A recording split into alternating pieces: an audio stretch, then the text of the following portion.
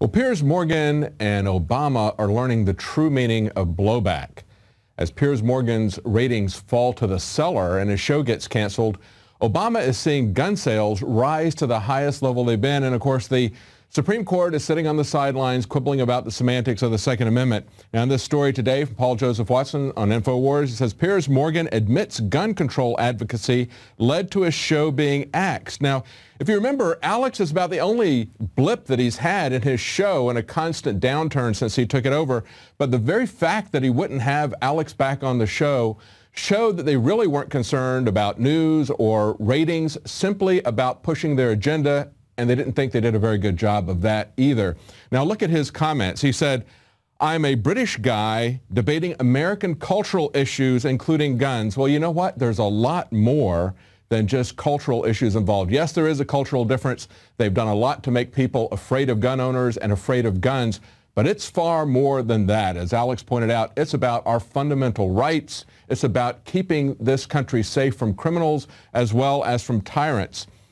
And really, Piers Morgan is nothing other than just a tool. It's pretty clear when he got a free pass from both the U.S. and the U.K. government, even though he is involved in a wiretapping scandal, one that he was masterminding at the newspaper where he was an editor, and he gets a free pass. He gets to leave the country, come over here, not get extradited. Alex is going to have a lot more about this at the end of the show, so stay tuned. He's going to tell you what this tells us about CNN and the rest of the mainstream media. When the news came out last night that Piers Morgan had been axed from CNN after 3 years of plunging ratings, many publications like the Financial Times of London gave me at least partial credit for his undoing. I'm here to set the record straight. Piers Morgan destroyed himself. He had 2 million viewers a night when he took over from Larry King 3 years ago.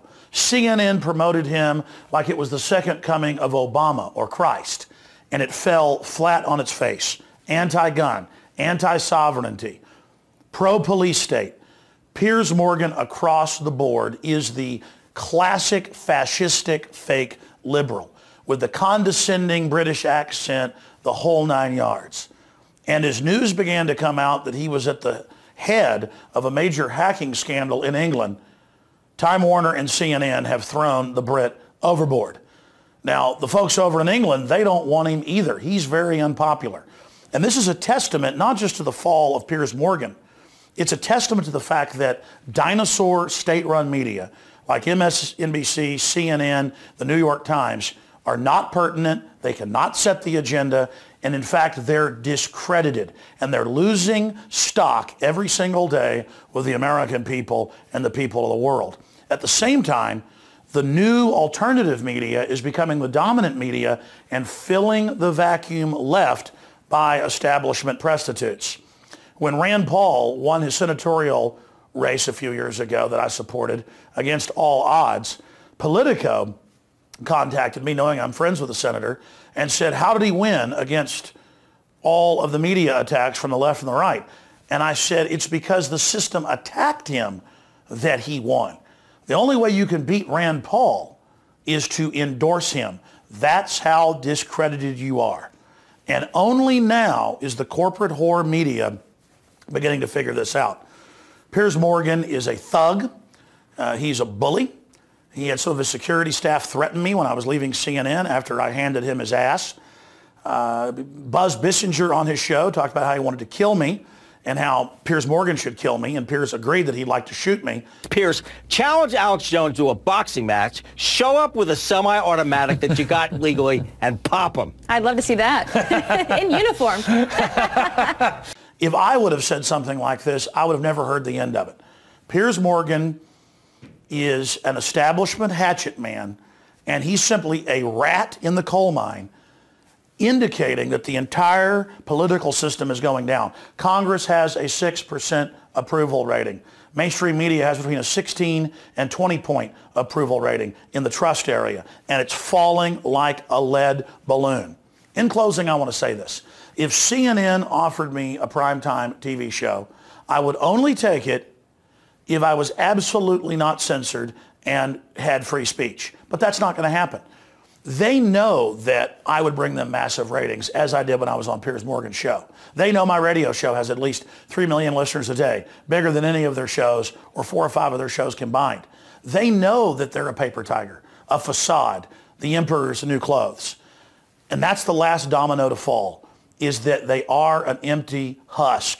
They are a hoax. They are a lie. And all their big studios and all their big systems are meant to project power and confidence. And the truth is they've discredited themselves. Only the truth could set CNN and MSNBC and others free. It would bring them ratings and success. But MSNBC got rid of Dylan Ratigan when he came out and said both parties are controlled and are destroying us for offshore banks.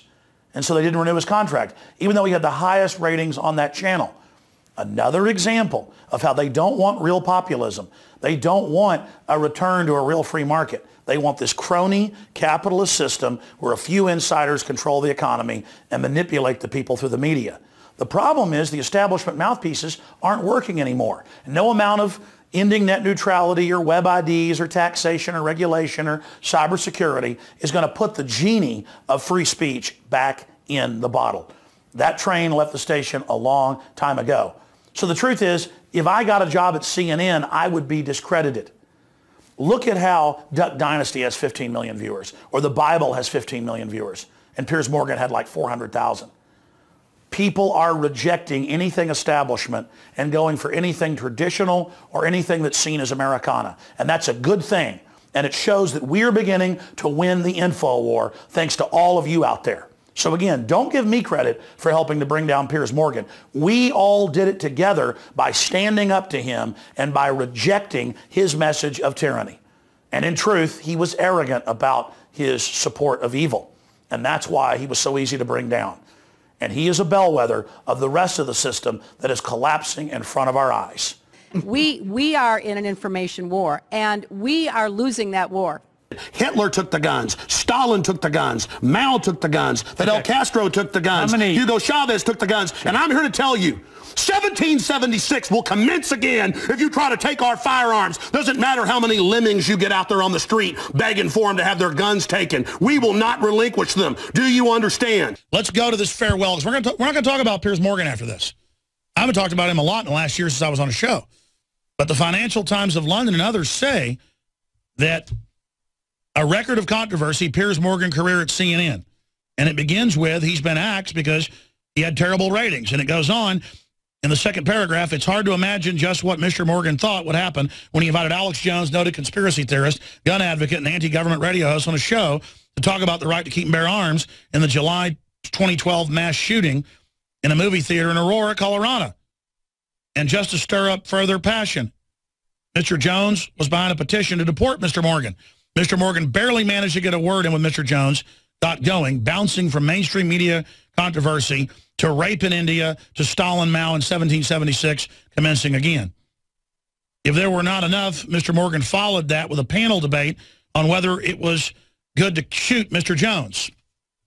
And then they go on in over 200 articles to cite the beginning of the end of Morgan when he let me on that show.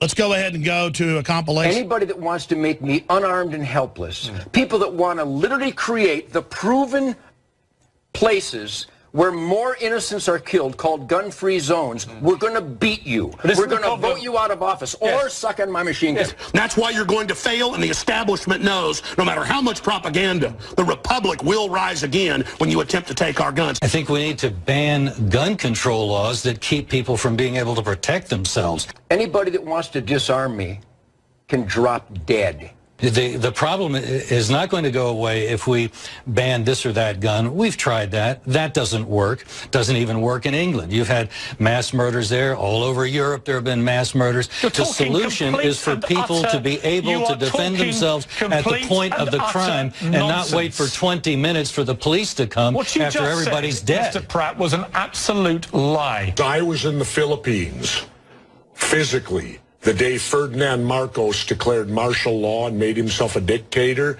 And the first thing that dictator did, he gave the people of the Philippines 2 weeks to turn in all their guns or it was the death penalty. Now, why would a dictator do that? Why would he make his #1 priority when he took over as dictator to disarm the public? My family in the Texas Revolution against Santa Anna, my family was at the core on both sides starting that.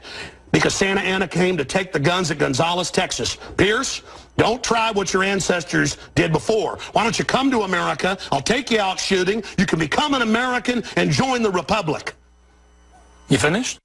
America is not the Wild West that you are depicting. We only have the problem in our cities and unhappily in our schools where people like you have been able to get laws put on the books that keep people from being able to defend themselves. I honestly don't understand why you would rather have people be victims of a crime than be able to defend themselves. It's incomprehensible. You're an unbelievably stupid man, aren't you?